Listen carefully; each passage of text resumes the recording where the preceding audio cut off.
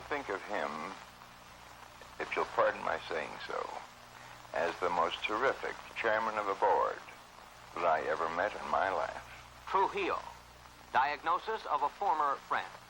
Trujillo has been the laughing stock of the war on account of his vanity, his desire to be glorified.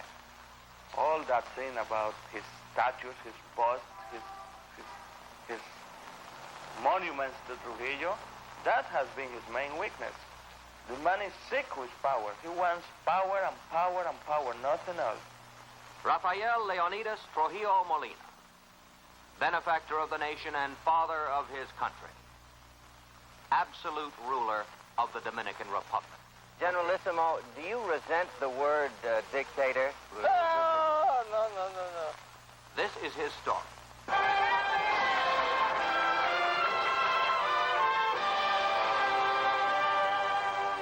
Brought to you by B.F. Goodrich.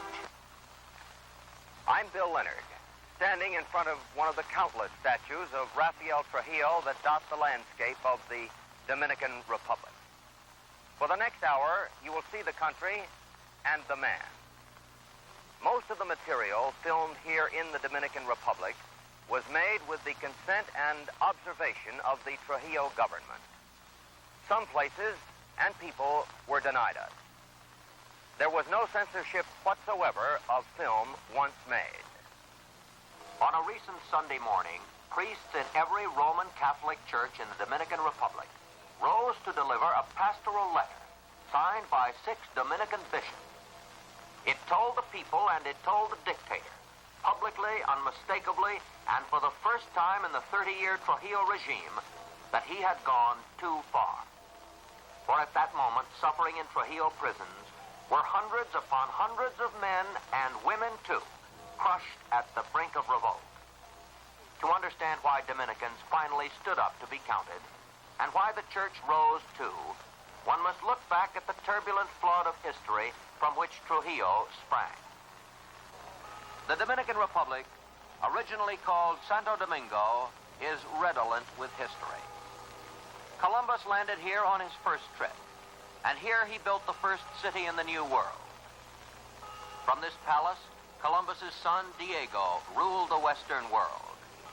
And from this very spot sailed the conquistadors, Ponce de Leon, Velasquez, Cortez, and Pizarro, pushing further west for further gold.